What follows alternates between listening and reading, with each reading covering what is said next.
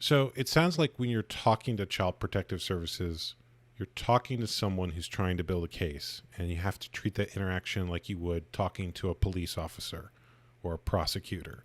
I would. I would And do that. and are they required to identify themselves? So do you know if you're talking to someone from Child Protective Services all the time? A caseworker would identify themselves, but if you are in the hospital and a doctor is coming to talk to you, you may very well have no idea what kind of doctor that is, whether they are a child abuse pediatrician or a hospitalist who are really very anxious, it seems, to find abusive parents. And or is this the emergency room doctor? You just don't know. So I think from the minute you step inside the hospital's doors, you are aware of the fact that you are in a potentially risky situation. And I hate to say that. This is a new development. This is not something that 10 years ago I would have said, but I do say it today. So why is it that the medical system is interested in building cases like this? Because that seems like a major on ramp or entry point for parents who might otherwise be doing good to find themselves dealing with this.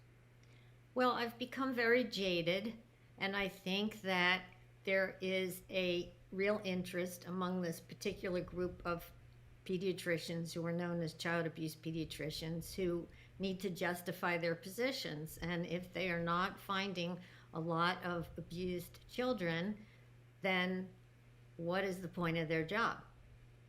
And I'm sorry to have to say that. And I also want to be clear that there are many children who are abused, but I'm seeing a tremendous number of parents who are really attacked and abused by the system and forced to hire lawyers and engage in extended legal proceedings and lose their children and are only allowed to visit them with supervisors and have to go into counseling and take parenting courses.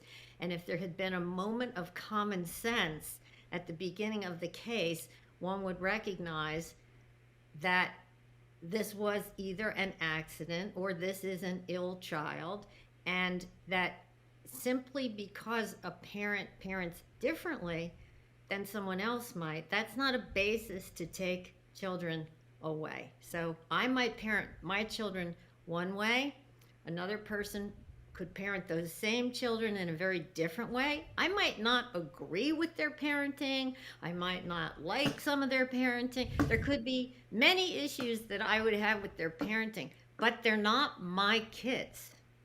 So while those children cannot be beaten, cannot be starved, cannot be sexually assaulted, cannot be thrown out of the house, cannot be made to sleep in the car in the middle of the winter as punishment, cannot be held by their ankles outside of a second story window to discipline them. These are all cases that I have seen.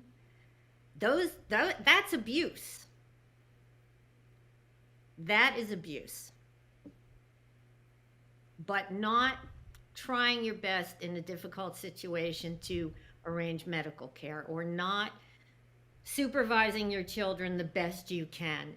Every mother and probably father in the world at some point has had to run out and or run into the house or into the apartment because maybe a thing was going to boil over, or an animal suddenly ran into the yard, and while you're chasing the fox out of the yard, the child gets into some kind of trouble. That stuff happens. It's not abuse.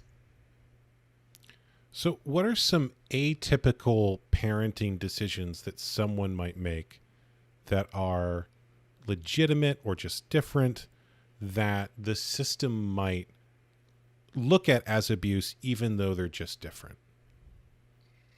Um, so I've seen a situation where a mom who had some of her own, um, let's say, academic challenges and had a child who had some pretty severe mental health concerns.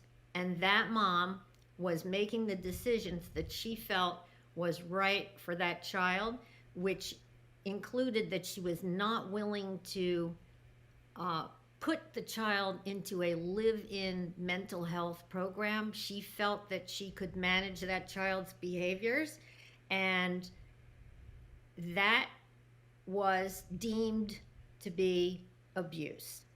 Wow.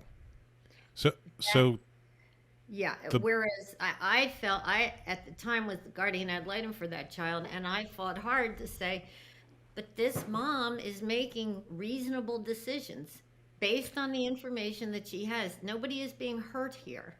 She wants her child at home. it sounds like an incredible possibility in that judgment for medical kidnap, or for the doctor to say, well, we think the best care is to take your child away from you, and if you don't give your child the best care, which we have defined as taking the child away from you, we'll take the child away from you. So it almost sounds like the medical system gets to be its own judge and authority in that situation.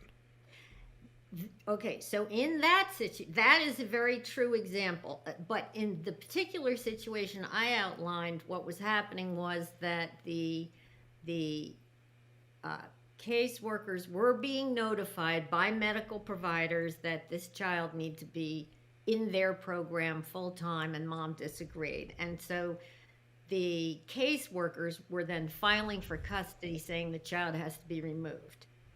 There are situations, though, where the doctors are more directly involved. So, the emergency room situation that you brought up, where a child goes to the hospital with an injury, and the doctor just, who looks at it, the child abuse pediatrician, for whatever reason, decides themselves that child's not going home.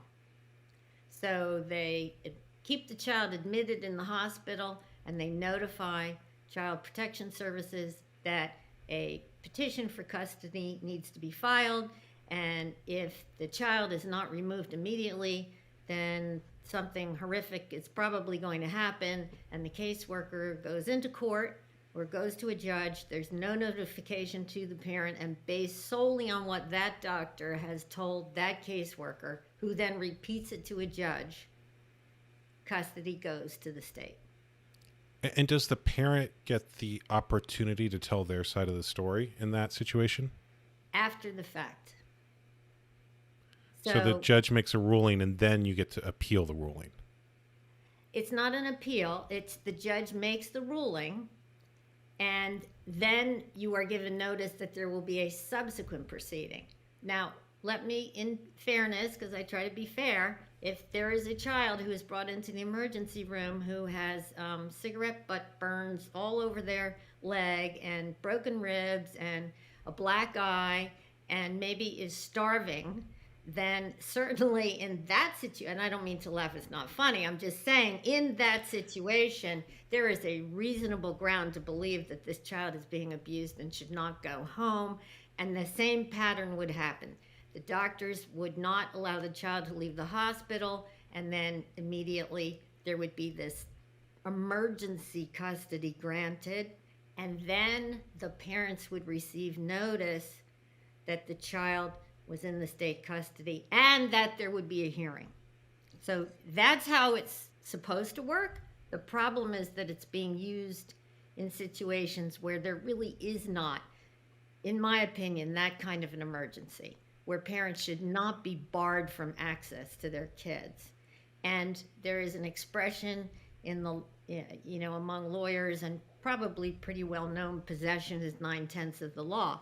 The problem is, once the custody has been delivered to the state in that emergency proceeding, the parent really is in an uphill battle to get custody back. The presumption is at that point, the child belongs in custody. It sounds very similar to the political term state of exception. I don't know if you're familiar with that, but state of exception is a political concept that if the government has an exception where they can do something they're normally not allowed to do, they'll just do everything as an exception. So if the government is allowed to spy on you, because there's an emergency. Well, every time they want to spy on you, it's an emergency now.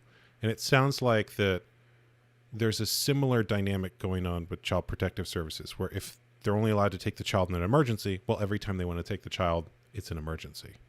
Well, it's not every time.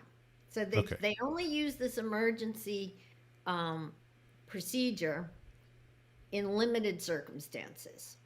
So here's another example of how an emergency proceeding might work. Suppose that you had, and I use this in the book, if there were two parents who had overdosed in the car, and the police come upon the car, and the two parents are overdosed, and there's a toddler in the back seat, they get to take that toddler, keep them at the police station, notify the caseworker. Caseworker goes to a judge, says emergency, somebody has to have custody of this child. So it could be used in that kind of a situation also. So I don't really think it's an exception, because there is a specific procedure for this. And many times you do have doctors who are actually saying this is what needs to happen. So unless the caseworkers are really explicitly implementing a doctor's agenda, knowing that it's wrong, then there tends to be a lot of deference to medical opinions in general. Hmm. And so I think that explains part of what's going on.